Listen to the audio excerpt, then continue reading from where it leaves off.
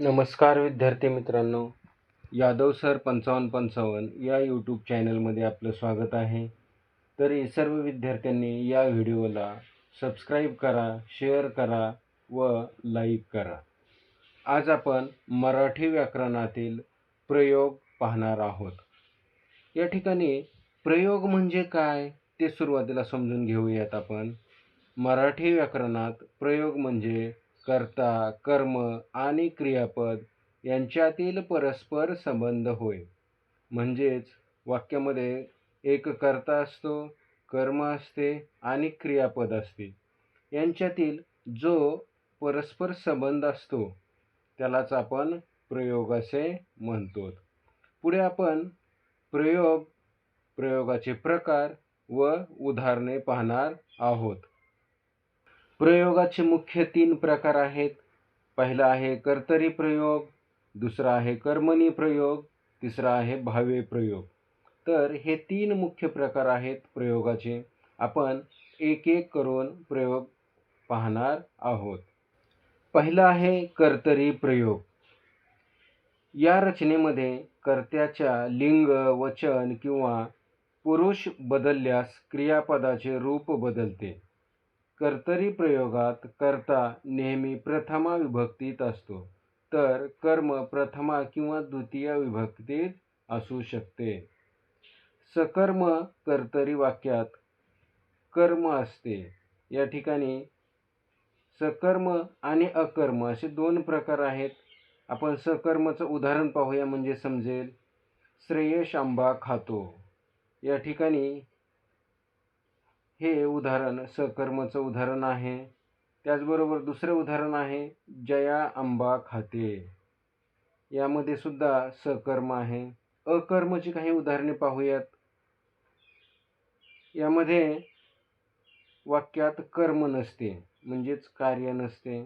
पक्षी आकाशात उडतात, मुले पळतात, म्हणजे याच्यामध्ये कर्म दिसून येत नाही या वाक्यामध्ये. कर्तरी प्रयोगाचे एक सोप्या पद्धतीत समजण्यासाठी एक सांगतो की क्रियापद हे वाक्यातील कर्त्याच्या लिंग व वचनानुसार बदलते. आणखीन एक सोपी पद्धत आहे याची ओळखण्याची. जर कर्त्याला प्रत्यय लागला नाही तर कर्तरी प्रयोग समजावे. दुसरा आहे कर्मणी प्रयोग. या प्रकारात क्रियापदाचे लिंग, वचन किंवा पुरुष हे कर्माच्या लिंग वचनानुसार बदलतात. म्हणजेच या ठिकाणी वाक्यामध्ये लिंग, वचन किंवा पुरुष हे कर्माच्या लिंगानुसार बदलत असतात. कर्मणी प्रयोगात कर्ता नेहमी तृतीय किंवा चतुर्थ विभक्तीत असतो, तर कर्म नेहमी प्रथमा विभक्तीत असते.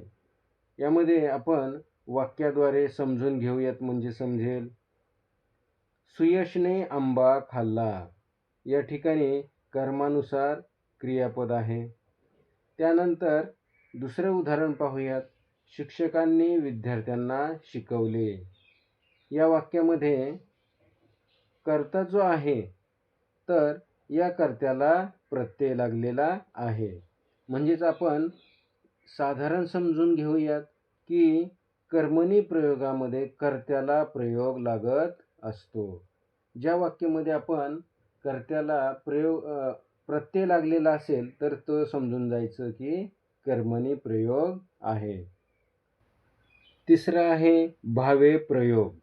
या प्रयोगात क्रियापदाचे रूप कर्त्याच्या किंवा कर्माच्या लिंग वचनानुसार बदलत नाही, ते नेहमी स्वतंत्र असते. या प्रयोगात कर्ता व कर्म दोन्ही विभक्ती प्रत्यय लागलेले असतात. म्हणजेच काय तर भावे प्रयोग अगदी सहज ओळखायचं झालं तर कर्त्याला व कर्माला प्रत्यय लागलेला असतो. यालाच आपण भावे प्रयोग म्हणत असतो. उदाहरणाद्वारे समजून घेऊयात. शिक्षकाने विद्यार्थ्याला शिकवले. आता या वाक्यामध्ये शिक्षक हे आहेत कर्ता.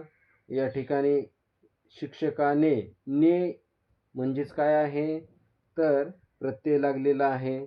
आणि विद्यार्थ्याला या ठिकाणी विद्यार्थ्याला सुद्धा प्रत्यय लागलेला आहे, म्हणूनच आपण भावे प्रयोग म्हणत असतो.